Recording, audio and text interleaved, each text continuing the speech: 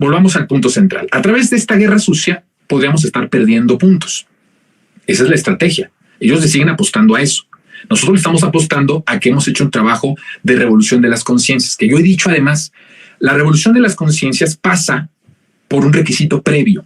No puede haber revolución de conciencias sin libertad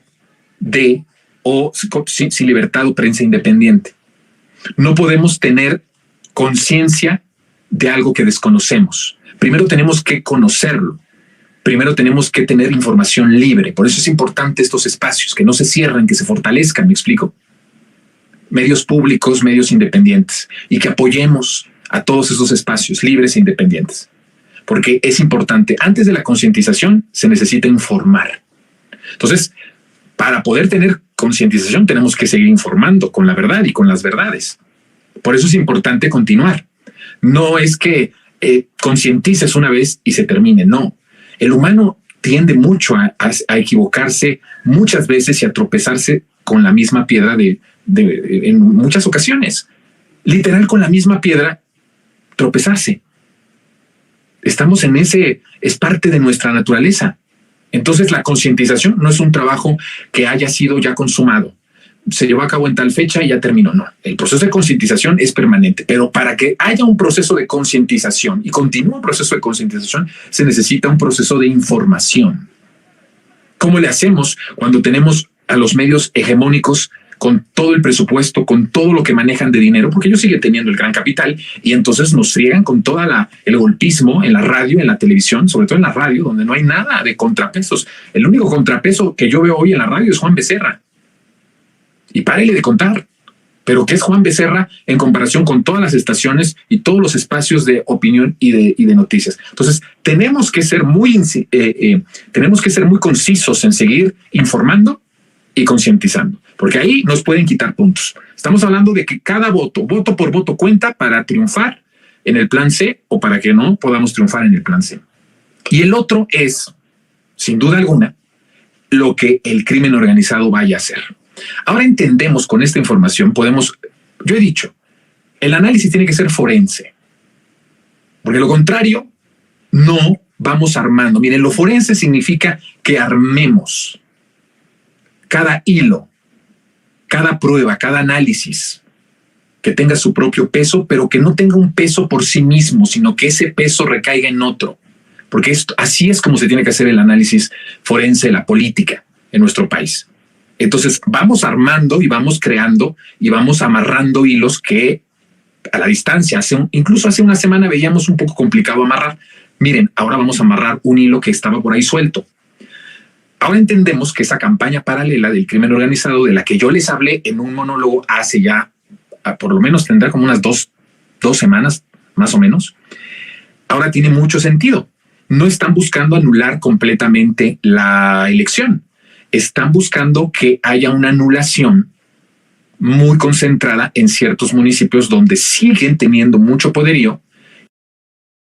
Estos sigue habiendo o hay gobiernos del PRI y del PAN, que eso es importante. A ver, yo les recuerdo, hay un monólogo especial de esto, pero les recuerdo, hoy en nuestro país, la oposición, el régimen salinista neoliberal, gobierna más municipios que Morena. O sea, esa información no se sabe porque siempre hablamos de lo bonito, ¿verdad? De lo que además nos gusta escuchar. Y a veces cuando hablamos de lo que no nos gusta escuchar, ahí entonces decimos, pues ya no me gusta tanto, pero esa es la realidad. Siguen dominando en lo local muchísimo. Esto da apertura a que el crimen organizado pueda hacer sus shows, pueda influir en la elección y entonces se vayan quitando votos y se vayan anulando votos que les permitieran en cierto sentido a ellos posicionarse no para ganar, sino para que nosotros no logremos el plan C. Entonces, la advertencia de justamente este punto de la estrategia del crimen organizado con lo que hoy nos dice, hace unos días se declara por parte de los integrantes del Tribunal Electoral del Poder Judicial de la Federación, tiene mucho sentido. Van a buscar ir anulando de poco en poquito en el territorio que siguen controlando y muchos de ellos que siguen estando en manos políticamente de el PAN, el PRI o los chuchos rateros, y entonces a partir de ahí ir debilitando los votos. Como cada voto cuenta, cada voto anulado podría ser una victoria para ellos. Cada voto anulado o cada voto en contra por la manipulación de las campañas de guerra y la guerra sucia de Felipe Calderón, pues puede ser un voto a favor de ellos en el sentido de que no se logre el plan C. Porque puede ser que a lo mejor no se vaya el voto para ellos, pero puede ser que ese voto no se emita, que la gente tenga miedo y que la gente diga no voy a votar. Ese es otro de los escenarios con los que se podría debilitar el proceso de lograr el plan C en la plenitud de la que estamos pensando. Usted piense en el plan C como si nosotros no tenemos esto en la conciencia, mi querida resentidas y resentidos, no podremos enfrentar lo que estamos enfrentando. Es como si lleváramos por primera vez a Andrés Manuel a la presidencia de la República. Si no nos tomamos en serio el plan C, corremos el riesgo de que no podamos sostener por más tiempo el proceso de la transformación. A ver, todo proceso de transformación, no solo en México, en el mundo entero, tiene una cuestión particular que es el tiempo. Los procesos de transformación tienen niveles de maduración y tienen niveles de establecimiento, tienen niveles de prueba, tienen muchas cosas. Es una metodología. Si nosotros no aseguramos que la transformación tenga o dure más tiempo para poder echar raíz de un país nuevo, de una patria nueva, el presidente lo decía en la ceremonia cuando inicia y cuando da a conocer las reformas a la Constitución, que dice que recuperemos la dignidad de la Constitución de 1917, él dice, no quiero dejárselas fáciles. Quiero que por lo menos les cueste un poquito de trabajo y que en ese proceso de que les cueste trabajo, al final les sea imposible revertir todo lo que hemos logrado. Él nos está dando la línea de advertencia. Él ya ha cumplido, ¿eh? No le podemos reprochar nada al presidente.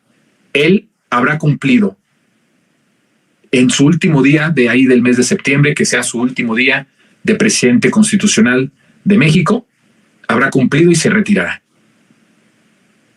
Y nos habrá dejado todo lo que nos dejó, que es muchísimo, más de lo que esperábamos, pero además nos habrá dejado advertencias claras hacia el futuro. Por eso el libro también va dedicado a los jóvenes, a las siguientes generaciones. Y en el anuncio de las reformas constitucionales hace una advertencia que más vale la tomemos en cuenta y que no pensemos que es un mero discurso. No, sí, los discursos de Andrés Manuel López Obrador tendrían que también detallarse de manera forense. Fíjense nada más. Porque lo que el presidente dijo, entre otras cosas, y subrayó muy constantemente, es esa advertencia.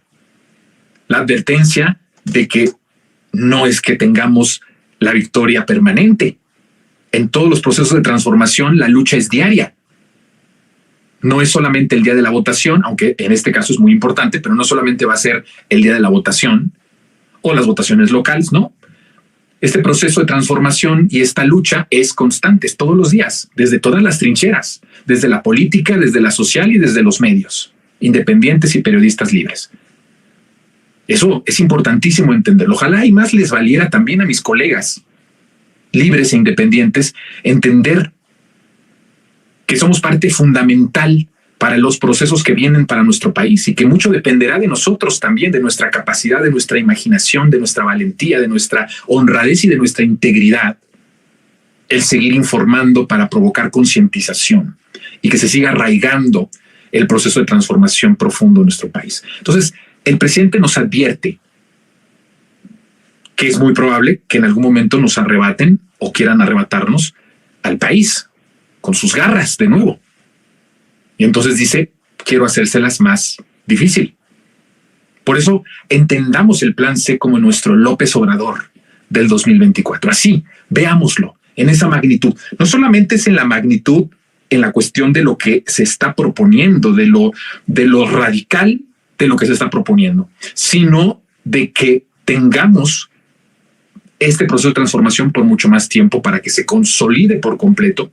Y entonces sí, en el momento en el que ellos quieran volver a asaltar el poder y ellos quieran volver a tomar el poder político y por lo tanto también volver a matrimoniarse con los potentados para crear su país de privilegios y de saqueos, ya no haya cabida porque el país va a ser completamente distinto. Por eso el presidente hablaba de una nueva economía. Por eso hablaba de crear las bases nuevas, no sobre las antiguas, no sobre las ruinas. Afortunadamente este proceso está fundado no sobre las ruinas de un país, del país que ellos nos dejaron, no, está fundado sobre bases nuevas. Y eso ayuda muchísimo a que podamos lograrlo, pero no es que lo hayamos logrado para siempre.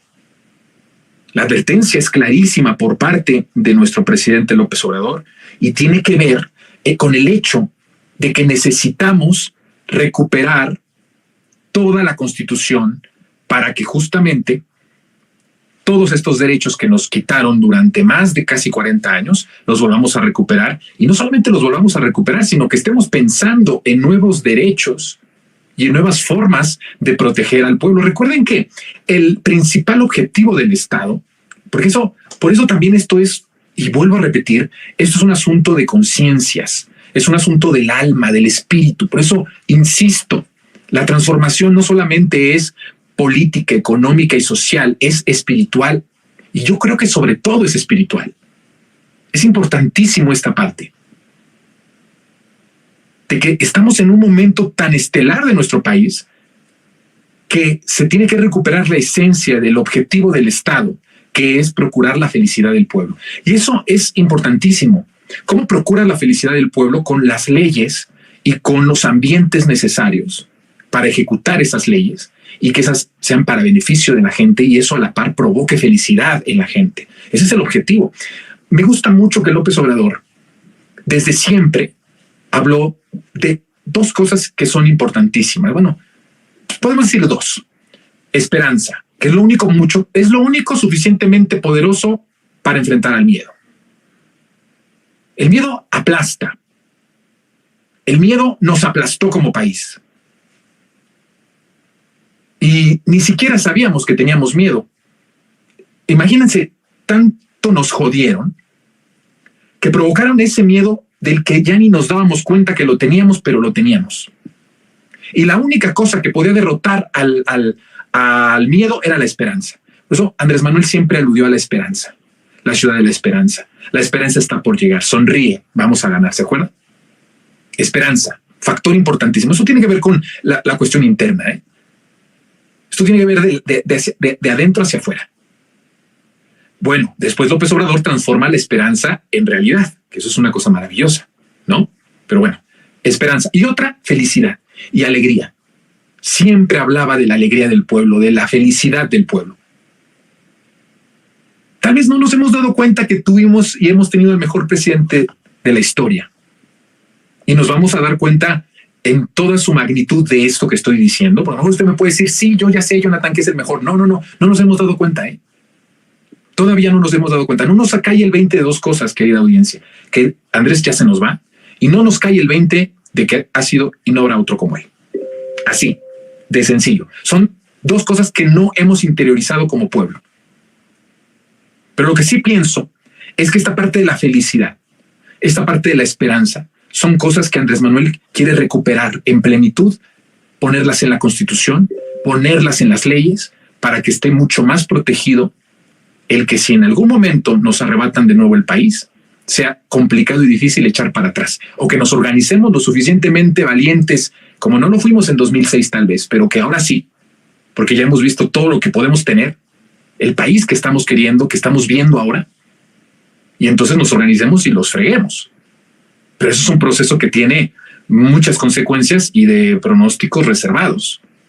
De tal forma que es importante ver al Plan C como nuestro López Obrador del 2006. Cuando usted vaya el 2 de junio a votar, usted piense que va a votar por Claudia Sheinbaum como presidenta de la República, pero también va a votar por López Obrador cuando vote por los senadores y los diputados locales y federales del bloque progresista.